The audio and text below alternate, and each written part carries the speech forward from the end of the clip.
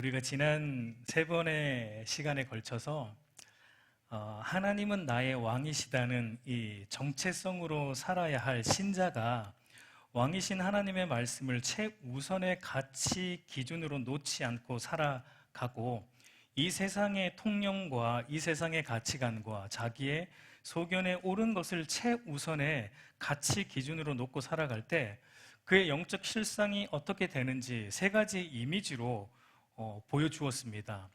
그러니까 먹을 것이 없는 흉년과 하나님의 축복의 약속의 땅을 떠나감과 남편을 잃은 이 과부라는 세 이미지로 하나님의 말씀을 따라 살지 않으면 우리 안에 영적으로 텅 빔의 상태가 되고, 그로 인해 점점 하나님의 말씀으로부터 멀어지게 되는 삶의 형태가 우리 안에 나타나게 되고, 그래서 결국은 남편 대신 하나님으로부터 떨어져서 사는 영적 과부로 되어서 아무런 영적 유익을 얻지 못하는, 영적 감격이 사라져버리는, 그저 교회만 왔다 갔다 하는 맹목적이고 형식적인 종교인으로 전락하게 된다라는 것을 우리가 보았습니다. 여러분, 우리가 이 엘리멜렉과 나오미의 가정에 일어난 이런 불행과 같은 일들을 볼 때 이렇게는 오해하시면 안 돼요. 그러니까 예수 제대로 안 믿으면 하나님께서 진짜 우리의 가정을 망하게 하시고 남편과 자녀들 다 죽게 만드시고 이렇게 이해하시면 여러분 안 돼요. 그거는 우리가 하나님을 조금 오해하고 있는 것과 같아요. 엘리멜렉과 나오미에게 이런 일들이 닥친 일들은 아마도 그 당시 엘리멜렉과 나오미의 가정만은 아닐 거예요. 왜냐하면 이 흉년은 대대적인 흉년이고 온 유대 땅에, 온 가나안 땅에 온 흉년이기 때문에 엘리멜렉과 나오미의 가정만 이런 불행이 닥친 건 아닙니다. 그 당시 모든, 하나님을 떠나 살아가는 모든 인생들에게 어쩌면 엘리멜렉과 똑같은 이 불행을 겪고 있다라고 우리는 봐야 됩니다.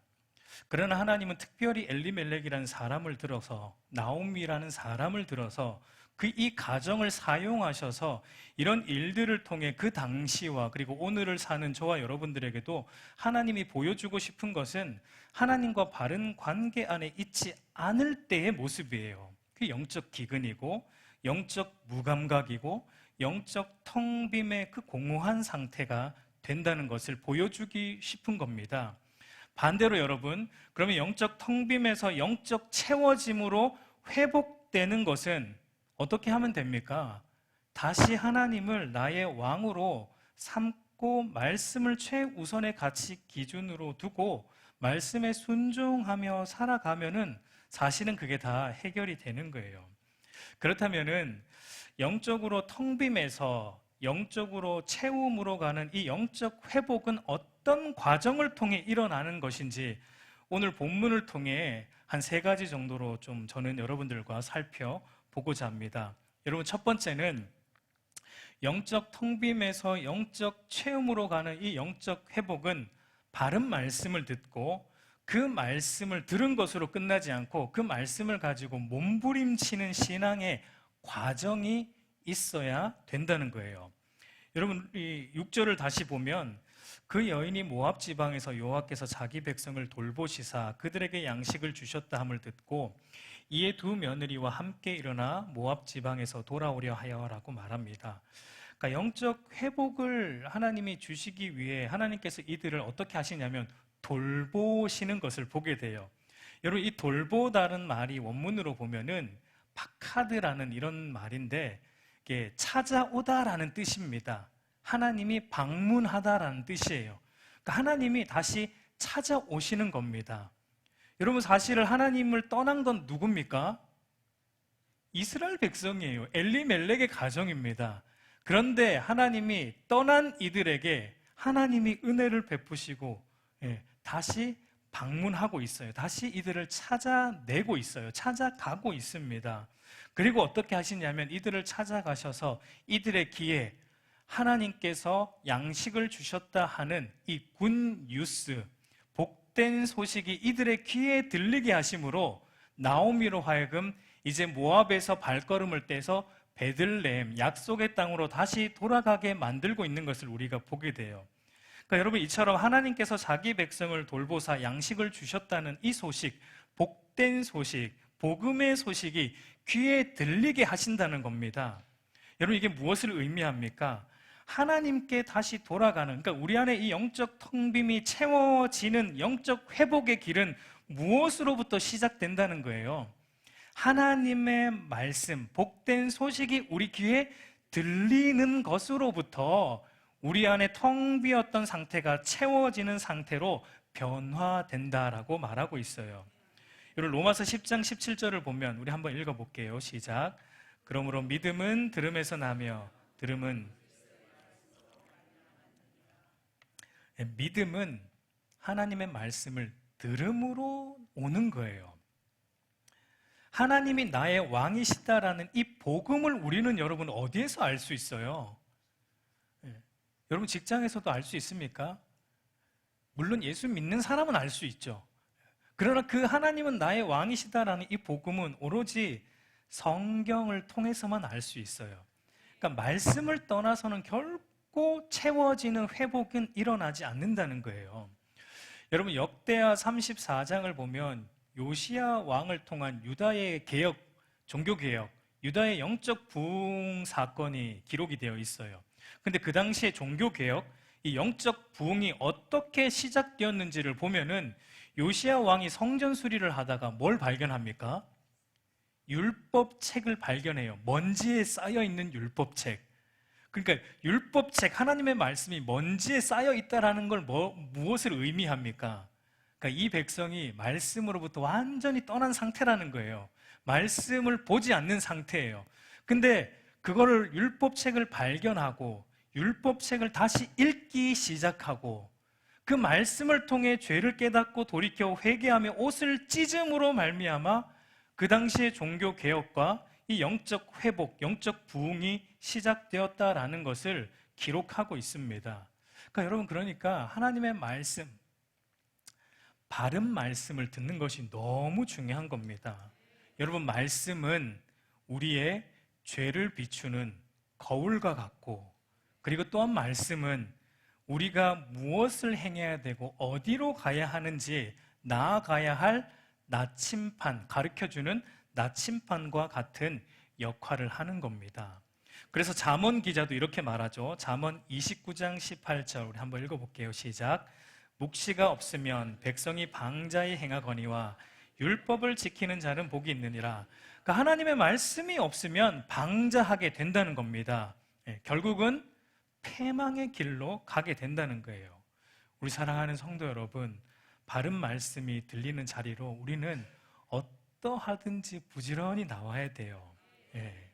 또한 여러분이 그 말씀을 듣는 것으로 그치면 안 되겠죠. 삶의 자리에서 말씀을 바르게 읽고 바르게 묵상하고 바르게 적용하며 살아야 되는 거예요.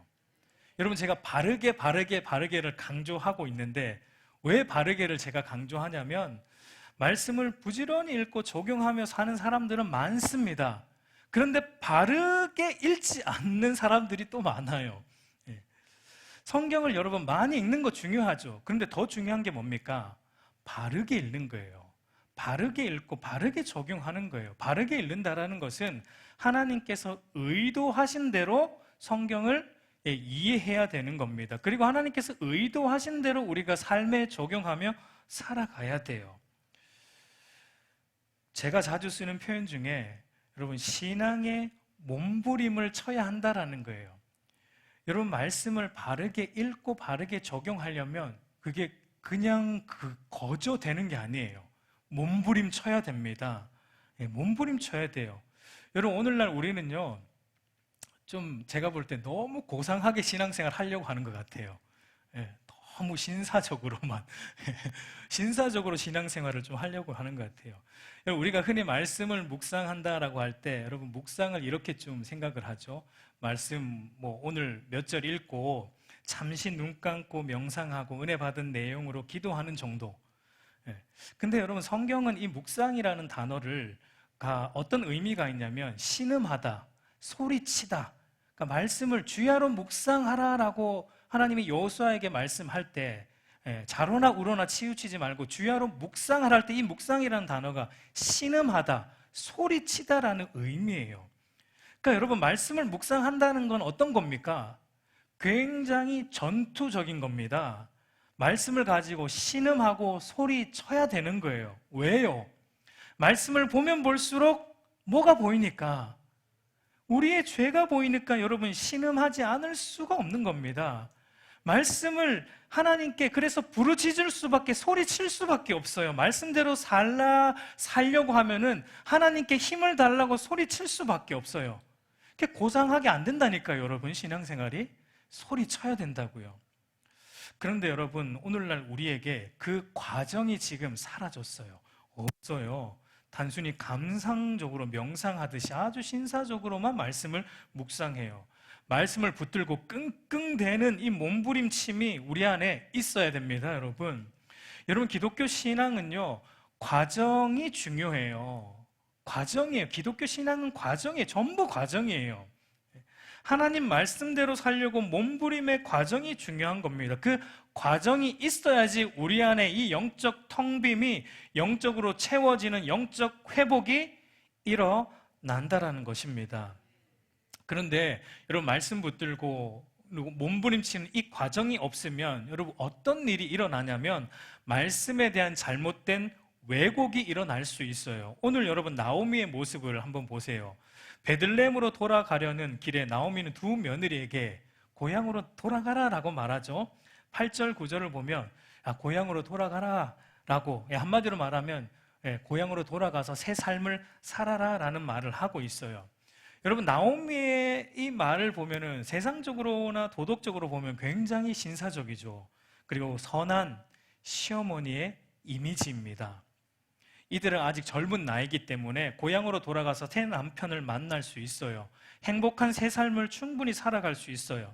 자신을 따라 베들레헴으로 와봤자 이들은 차별받는 이방 여인들이고, 그리고 결혼할 가망성도 이방 여인이기 때문에 없다는 겁니다. 그러니까 다시 모압으로 돌아가서 새 삶을 사는 게 더 낫다라고 두 며느리를 돌려보내요.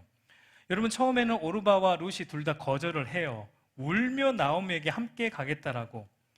여러분, 소위 우리가 말하는, 나오미는 남편과 자식 복은 없는데 며느리 복은 있어요.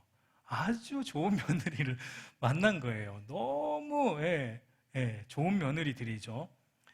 여러분, 그러자 또 나오미가 또 어떻게 하냐면 또 돌아가라 라고 한 번 더 말합니다. 강하게 말해요. 여러분, 그러니까 세상적으로 보면 나오미의 말이 다 합당해요. 이치에 맞아요. 며느리들을 굉장히 배려하고 있습니다. 그런데 이제 여기가 우리가 좀 더 깊이 생각해 봐야 될 게, 과연 이런 나오미의 신사적이고 합당하고 이치에 맞고 배려하는 말이 신앙적으로는 과연 맞는가라는 것을 우리는 조금 생각해 볼 수 있습니다. 여러분, 오르바와 룻의 입장을 보면 모압 땅에서 그모스 우상을 섬기며 살아가던 여인들이었는데 어떻게 되었는지 어쨌든 여호와 하나님을 믿는 기독교 집안에 지금 시집을 온 거죠. 그리고 이제 막 기독교 집안에 시집을 와서 기독교 신앙생활을 이제 막 시작한 거예요. 물론 남편이 죽고 과부가 되긴 했지만 이들을 다시 모압으로 돌려보내는 것은 어떤 면에서 이들로 하여금 무엇으로부터 떨어져 나가게 하고 있는 것입니까? 여호와 신앙으로부터 떨어져 나가게 하고 있는 것과 사실은 같아요. 여러분, 나오미의 두 번째 설득을 통해 첫 번째 며느리 오르바는 돌아갔죠. 이것에 대해 나오미가 이렇게 말합니다. 룻기 1장 15절 우리 한번 같이 읽겠습니다. 시작. 나오미가 또 이르되 보라, 신들에게로 돌아가나니 너도 너의 동서를 따라 돌아가라. 여러분, 오르바가 단순히 그의 백성에게 돌아갔다고 성경이 말하지 않아요. 그의 백성과 누구에게? 그의 신들에게로 돌아갔다라고 말합니다. 그러니까 여러분, 이것이 단순히 고향으로, 집으로, 친정으로 돌아가는 문제를 넘어서 사실은 섬기는 신이 바뀌는 신앙의 문제와 결부되어 있는 것을 의미하고 있어요. 그렇기 때문에 롯과 오르바가 다시 고향으로 돌아가면은 이제 이들은 여호와 신앙을 잃어버리게 될 것이고 다시 우상 숭배하는 그 패역한 삶의 자리로 가게 되는 거예요. 그런데 왜 나오미는 그렇게 이 두 며느리를 그렇게 강권하고 있습니까? 강권하고 있어요. 여러분, 신앙인이라 하더라도 너무 힘든 상황에 직면하게 되면은 여러분, 우리의 영적 판단력이 흐려지게 되어 있습니다. 여러분, 나오미의 판단, 이런 판단을 우리가 함부로 비난은 할 수는 없겠지만, 그러나 신앙적으로 볼 때는 결코 바른 판단이 아니라는 것은 확실한 것 같아요. 그러니까 나오미는 여전히 그의 판단 기준이 무엇입니까? 하나님의 말씀과 신앙이 아니라 현실과 상황이에요. 현실의 문제를 합리적으로, 이성적으로 해결하는 것이 나오미의 지금 판단의 최우선 기준입니다. 여러분, 이것은 사사시대의 특징이라고 했잖아요. 자기의 소견에 오른 대로 행하고 있는 모습이에요. 여러분, 성도가 자신이 처한 상황과 환경을 먼저 고려하기 시작하면 하나님을 믿기는 해도 온전히 믿지 못해요. 말씀을 왜곡하거나 말씀을 잘못 적용하여서 세상과 하나님 사이에서 오락가락하는 이 혼합주의 신앙에 빠지게 될 위험이 굉장히 큽니다. 우리 사랑하는 성도 여러분, 우리가 처한 환경과 상황을 먼저 고려하기 시작하면 우리는 환경과 상황에 맞추어서 말씀을 바꾸는 오류를 범할 위험이 있다는 것을 반드시 기억해야 됩니다. 그렇기 때문에 어떠한 환경과 상황에 놓일지라도 여러분, 먼저 무엇을 고려해야 됩니까? 하나님의 말씀이 무엇을 원하는지를 고려해야 돼요.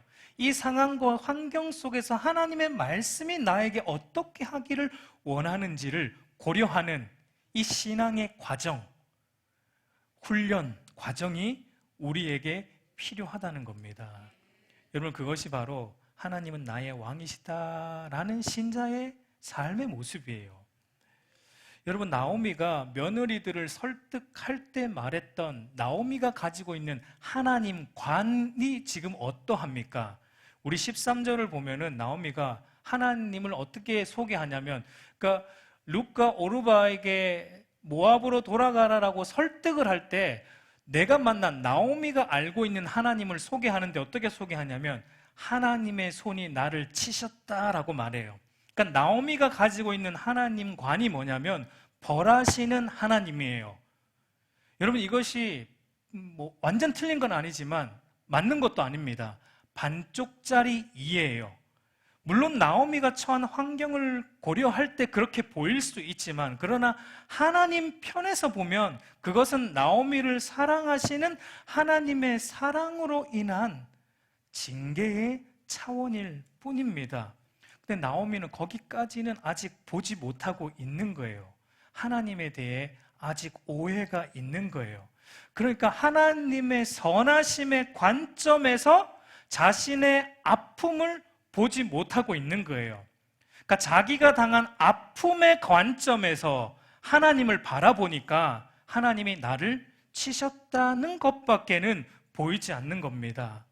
우리 사랑하는 성도 여러분, 우리는 우리 삶에 일어나는 모든 일들, 여러분, 그것이 우리 눈으로 볼 때 좋은 일일 수도 있고 나쁜 일일 수도 있어요. 여러분, 모든 사람들은요 다 고통과 고난을 안고 살아가요. 그렇지 않나요? 저만 그런가요? 그게 크고 작음의 차이죠. 누구는 우리 인간의 눈으로 볼 때 좀 더 큰 고통을 안고 있는 것 같고, 어떤 사람은 작은 고통을 안고 있는 것 같고, 크고 작음의 차이지만 모든 인간은 나름의 아픔과 고통을 다 가지고 살아가요. 다 가지고 살아갑니다. 그러나 여러분, 우리 그리스도인들이 가지고 있는 힘이 뭐냐면 그 모든 일들을 어떤 창문으로 바라본다는 것입니까? 하나님의 선하심이라는 창문을 통해 바라보기 때문에 그 고통이 되지 않는 일이, 그런 역사가, 그런 기적이 우리 안에 일어나는 거예요.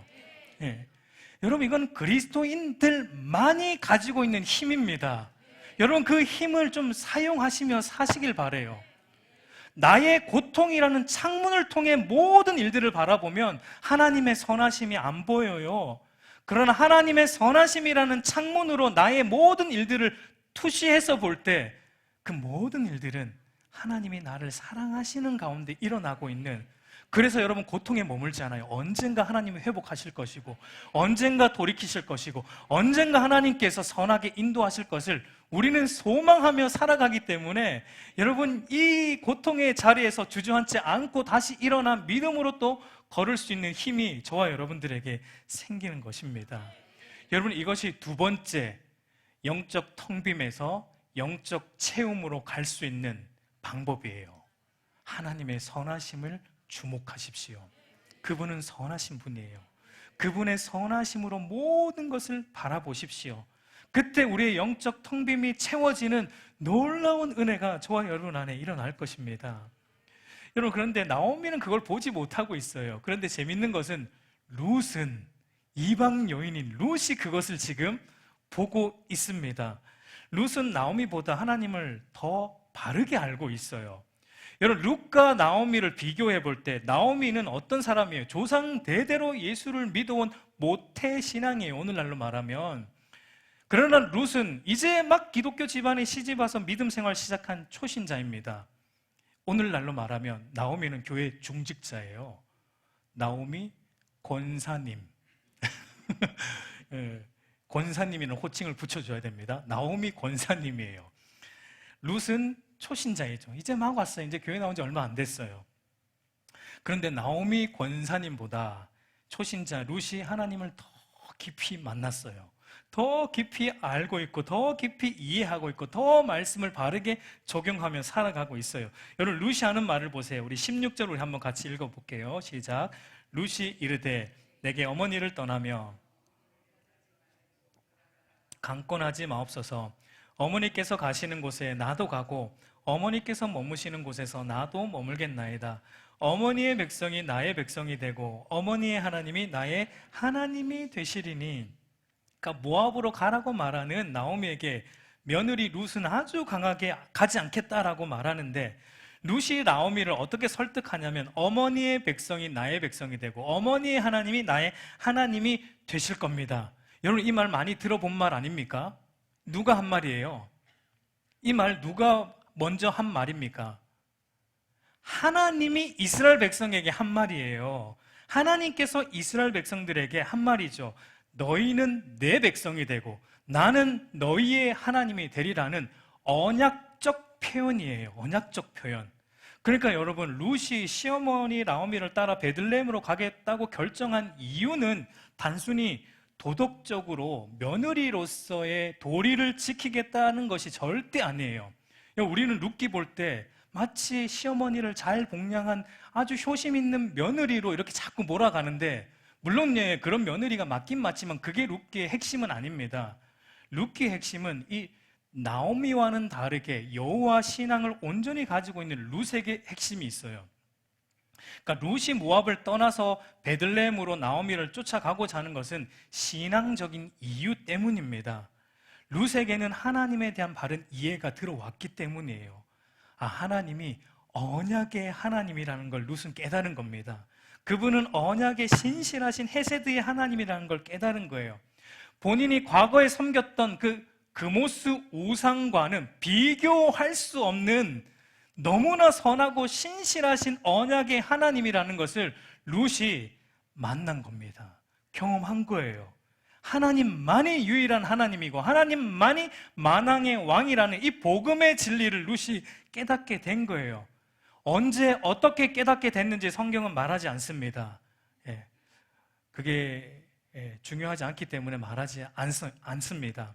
그러나 우리가 추측하기론 나오미의 집에 시집 와서 복음을 들었겠죠. 복음을 들었겠죠. 그래서 그 복음을 들음을 통해 룻이 변화되고 거듭나고 하나님을 인격적으로 만난 것이죠. 전적인 하나님의 은혜입니다. 여러분, 룻이 오르바보다 더 나은 사람이라서, 도덕적으로 더 선한 사람이라서 하나님에 대한 믿음이 생긴 것입니까? 여러분, 우리가 봤지만 오르바도 굉장히 선한 며느리입니다. 오르바도 효심이 너무 뛰어났어요. 예의가 너무 발랐어요. 처음에는 나오미를 쫓아가겠다고 애를 썼어요. 그러나 나오미가 강력하게 돌아가라고 말하자 오르바는 어머니 말씀에 어떻게? 순종하여 돌아간 거예요. 지금 룻이 불순종하고 있는 거죠. 그러니까 오르바가 더 순종적인 며느리예요. 순종하여 돌아간 겁니다. 그러니까 여러분, 그러니까 우리가 인간적인 것과 신앙적인 것을 우리가 좀 구분할 필요가 있다고 생각이 돼요. 여러분, 인성이 좋다고 믿음이 생기는 게 아니라는 거예요. 여러분, 사실 우리가 전도해 보면 착한 사람들이 더 잘 안 믿어요. 신기하게. 왠 줄 아세요? 왜냐하면 그 착하다라는 것, 자기가 선하게 살아가고 있다라는 그것이 은근히 그 사람의 자격이 되어 있기 때문이에요. 여러분, 예수를 믿는 건 자기의 죄인됨을 알 때 가능한 거예요. 자기가 하나님 앞에 자격 없다라는 걸 알 때 믿음이 생기는 건데, 법 없이 사는 사람들은요, 그게 자기도 모르게 은근히 그게 자기의 자격이 되어 있어요. 내가 이렇게 사는데 하나님이 뭐가 필요한가? 물론 그렇다고 여러분, 인성이 나쁜 사람이 더 잘 믿는 건 또 아닙니다. 아, 그러면 정말 나쁜 사람이 예수를 잘 믿는구나. 아, 목사님 보니까 그럴 줄 알았어.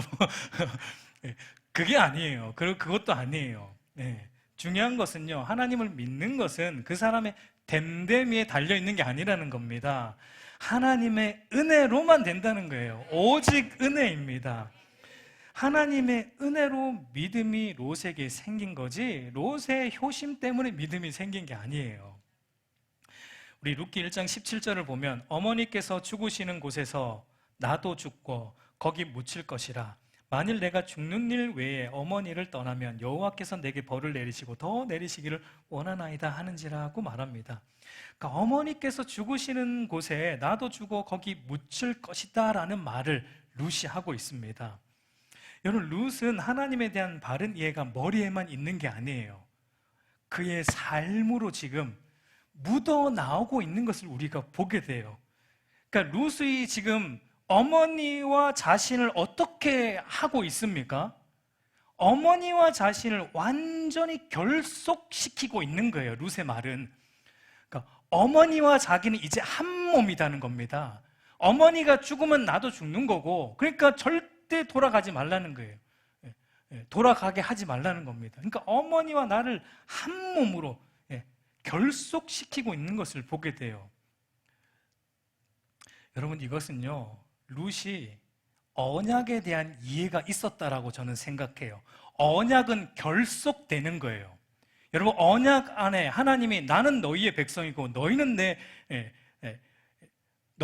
나의 백성이 되고 나는 너희 하나님이 된다는 것은, 하나님이 지금 이스라엘 백성과 뭐 하고 있는 거예요?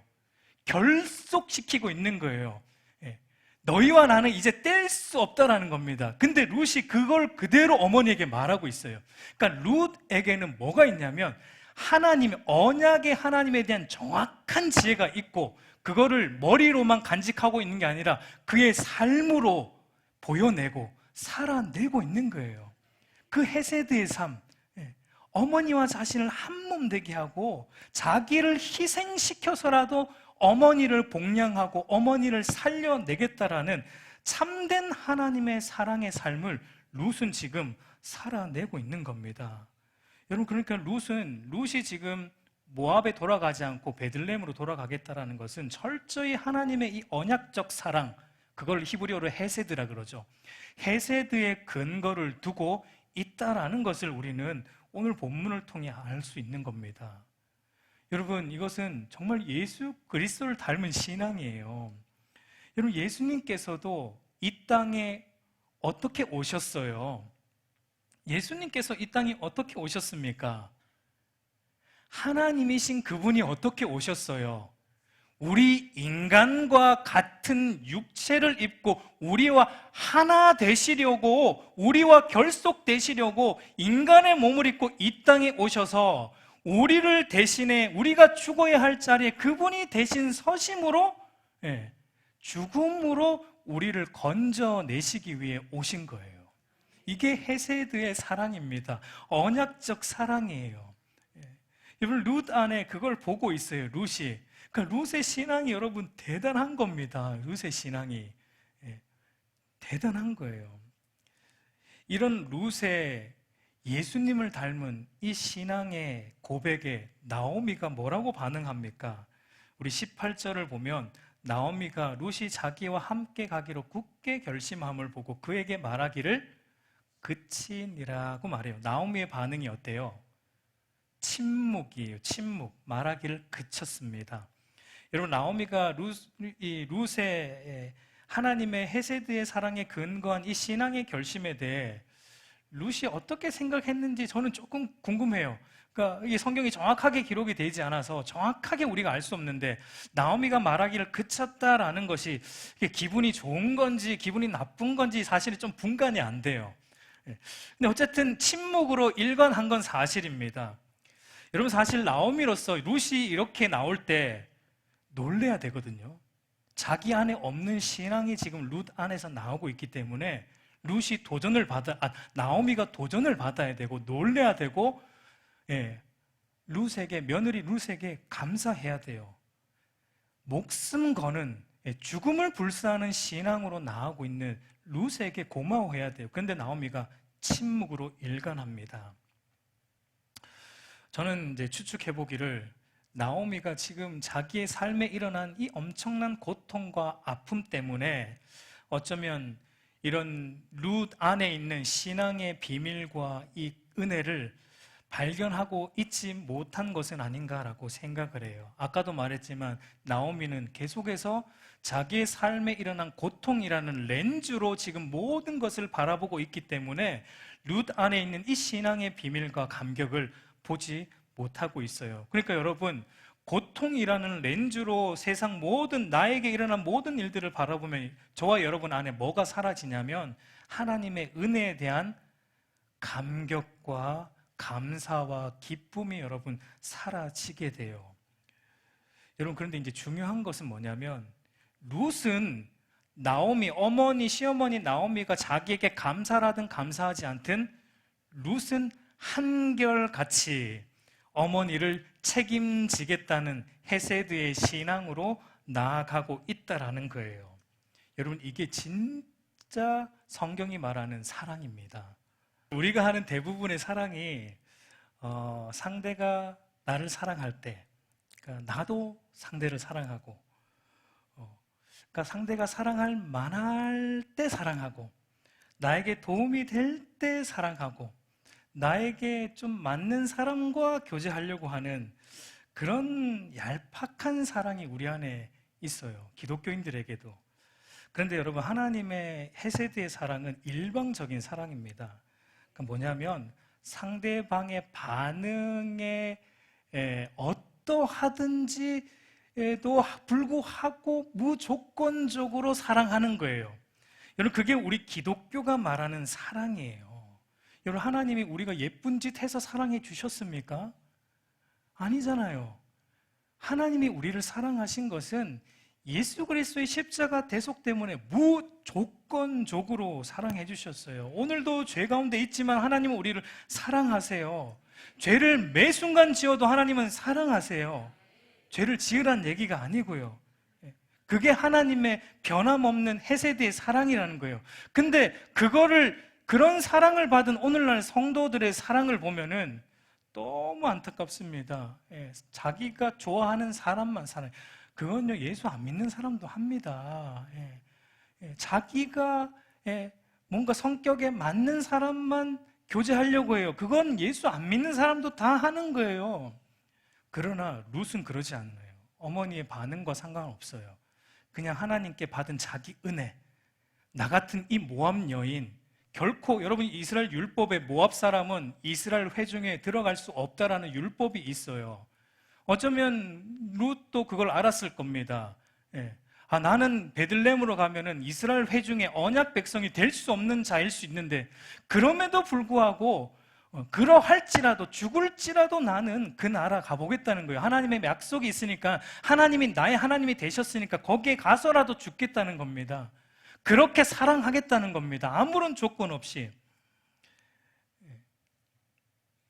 여러분, 그게 우리 성도가 견지해야 될 참된 사랑입니다. 참된 사랑이에요. 아무런 대가를 바라지 않고 베푸는 겁니다. 여러분, 그것은 우리의 힘으로 되지 않아요. 헤세드의 사랑이 우리 안에 넘쳐야 돼요. 하나님의 헤세드의 사랑을 먼저 깨닫고 그것으로 우리 안에 가득 채워져야 돼요. 여러분, 이게 마지막으로 볼 이 영적 텅 빔에서 영적 체험으로 가게 되는 비결이 바로 여기에 있는 거예요. 우리 안에 하나님의 헤세드의 사랑으로 가득 넘치게 되고 그것이 다른 사람에게 흘러 보내어질 때 여러분 우리 안에 영적으로 채워져요. 가두어 놓으면 절대 채워짐은 없습니다. 흘러 보내야 돼요. 흘러 보내야지만 채워지는 거예요. 내가 받은 은혜 나만 받아서는 안 돼요. 흘러 보내야 돼요. 그래야지 하나님이 더 넘치게 채워주시는 겁니다. 그게 영적 회복의 비결이에요. 우리 사랑하는 성도 여러분, 이 말씀을 맺겠습니다. 하나님께서 자기 백성을 돌보신다는 이 복음의 말씀을 날마다 듣고 그 말씀을 가지고 몸부림치는 신앙의 과정을 살아내야 영적 텅빔에서 영적 체험으로 가는 회복이 일어나는 것입니다. 그리고 우리의 삶에 일어나는 모든 일들을 무슨 창으로 보라고요? 하나님의 선하심의 창으로 바라보고 해석할 때 영적 텅빔이 영적으로 채워지는 은혜가 우리 안에 생깁니다. 그리고 그 하나님의 헤세드의 사랑 저와 여러분이 받았으니까 그 받은 것을 우리 안에 담아놓지 말고 다른 이들에게 조건 없이 대가 없이 흘러보내며 살아갈 때 여러분 좀 돈 많이 버세요. 그리고 좀 흘러보내세요. 그게 하나님 우리에게 돈 주시는 이유예요. 그게 나눔과 분배의 법칙이에요. 하나님에게 물질을 주시는 이유, 그리스도인에게 물질을 많이 주시는, 성공나게 대박나게 하시는 이유는 나만 우리 집에만 쌓아 놓으라는 게 아니에요. 물질 때문에 힘들어하는 자들에게 좀 흘러보내라는 겁니다. 그 사명을 우리에게 주신 거예요. 그럴 때 여러분 우리 안에 회복이 일어나요. 영적 회복은 그렇게 일어나는 거예요. 이 자리에 앉아만 있는다고 회복이 일어나는 게 아니에요. 여러분, 저와 여러분 안에 영적 텅빔에서 영적 체험으로 가는 이 영적 회복이 이 세 가지를 통해 저와 여러분 안에 일어나는 은혜가 있기를 우리 주님의 이름으로 축복합니다.